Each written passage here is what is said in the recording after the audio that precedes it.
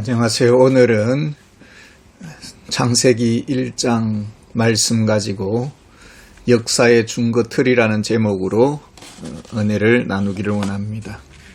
성경은 한 권의 책입니다. 시작이 있고 끝이 있습니다. 창조, 타락, 구속이라는 드라마가 펼쳐집니다.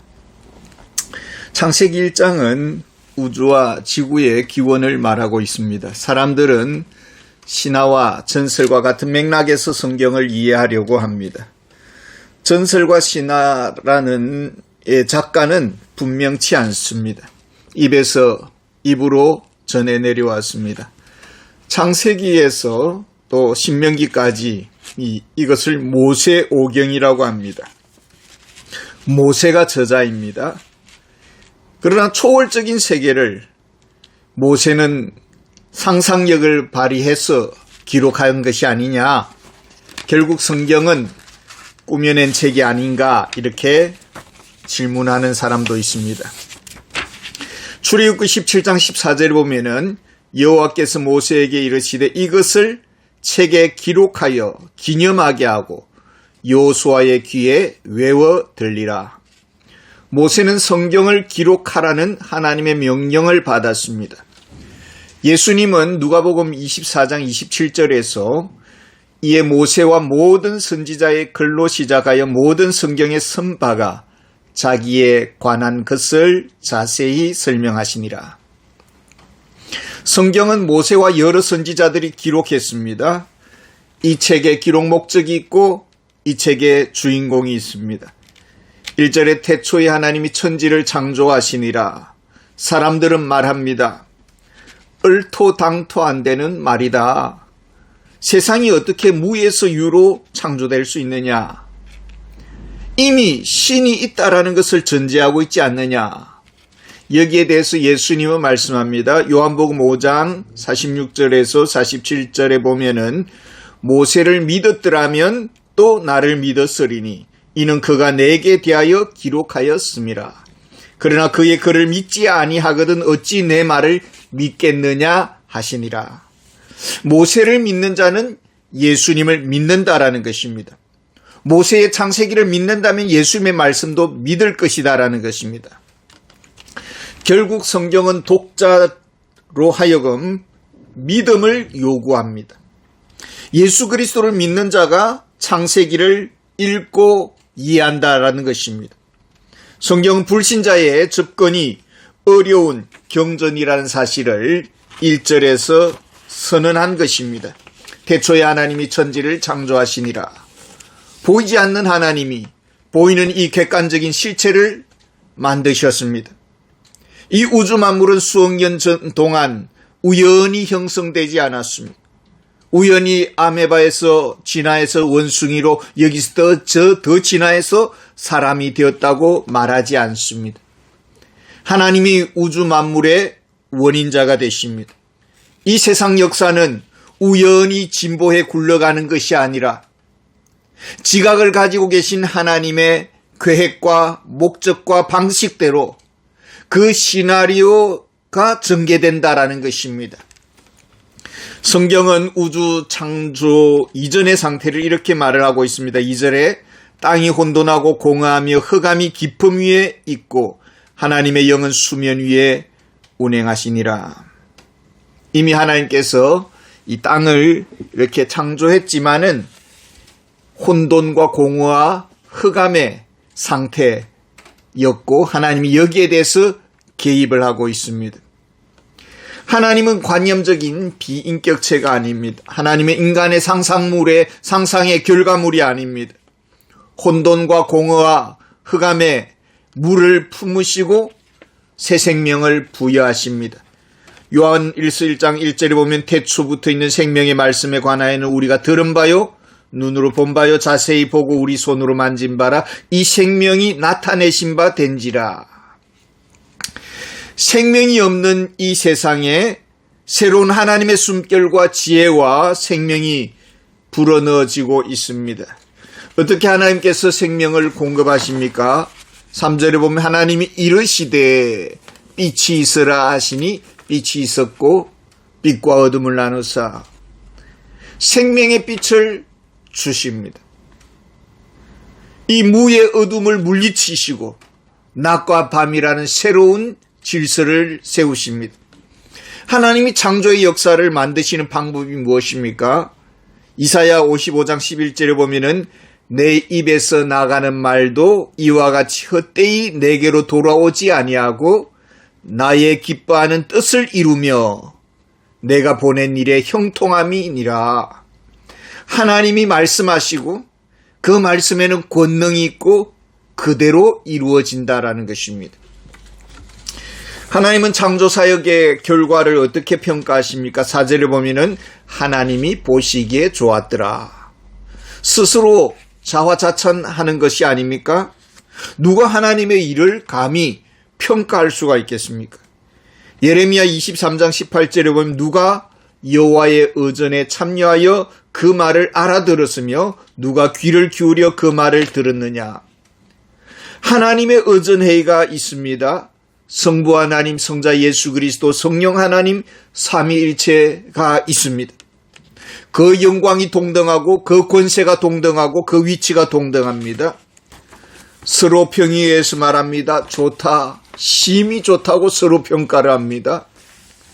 계획하시는 하나님, 행동하시는 하나님, 이루시는 하나님, 평가하시는 하나님, 삼위일체 하나님이 조화를 이루십니다.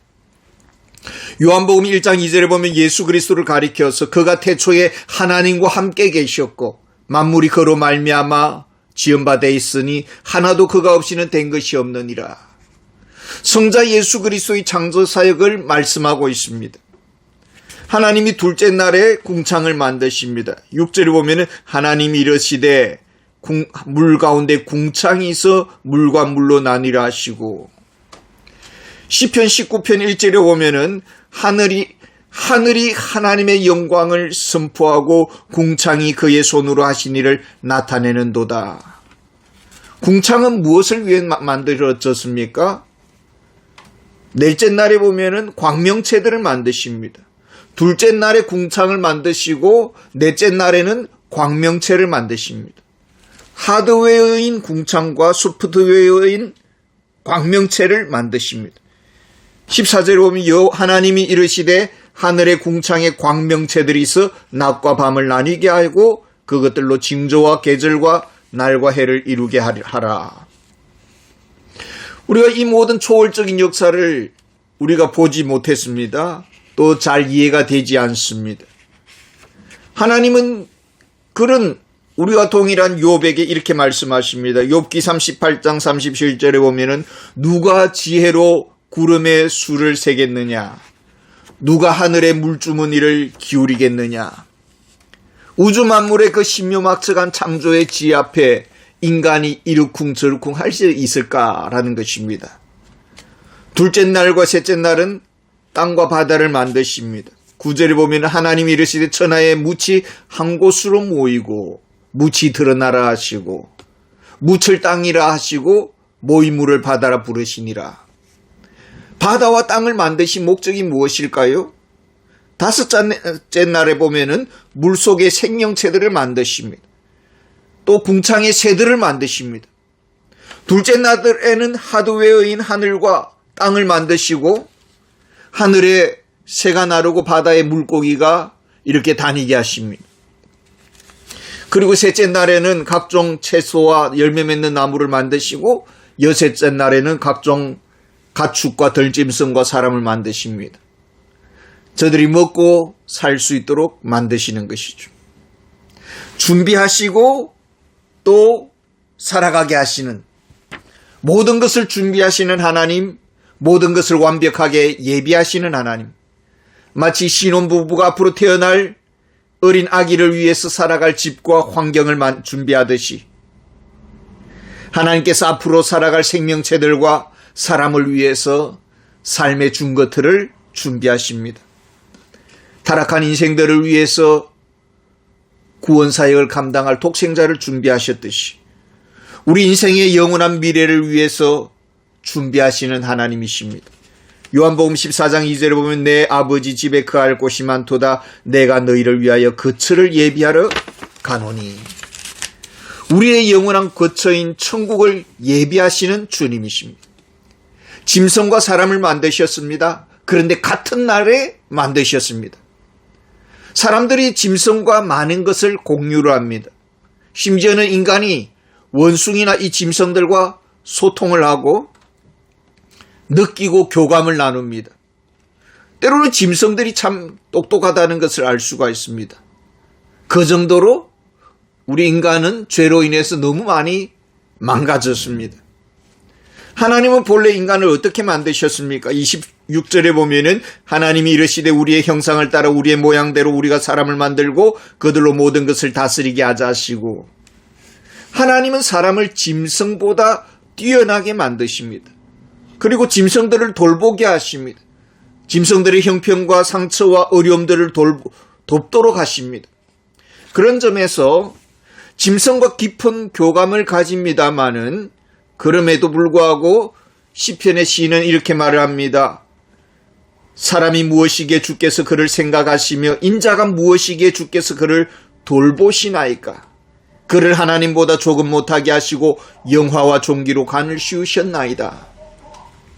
인간은 짐승과 비교 대상이 아니라 하나님과 비교를 하고 있습니다. 하나님의 형상으로 지음받았습니다. 로마서 1장에 보면 인간의 타락상을 이렇게 말을 합니다. 로마서 1장 22절에 보시면은 오히려 그 생각이 허망하여지고 미련한 마음이 어두워졌나니 스스로 지혜 있다나 어루스게 되어 썩어지지 아니하는 하나님의 영광을 썩어질 사람과 새와 짐승과 기어다니는 모양의 우상으로 바꾸었느니라. 죄로 인해 무너졌고 우리 썩어질 인생, 영적으로 멍청이가 되었다라는 것입니다. 타락 이전의 인간은 영적으로 살아있었습니다. 하나님과 소통이 가능했습니다. 하나님과 동행했습니다. 하나님을 알아보았습니다. 그러나 죄로 인해서 인간은 영적 시력을 잃어버렸습니다. 그래서 하나님께서 성경을 주신 것입니다. 그리고 이 성경의 기록 목적이 어디에 있을까요? 예수 그리스도를 믿어야 하고요. 영적 회복이 이루어져야 합니다. 그리고 하나님의 축복을 다시 누리는 삶이 회복되어야 합니다. 믿음으로 우리가 거듭나서 하나님과 소통하고 하나님과 동행하고 하나님께 영광을 돌려드리는 참된 인간 회복의 역사를 성경은 우리에게 선물로 주고자 하는 것이죠. 감사드립니다.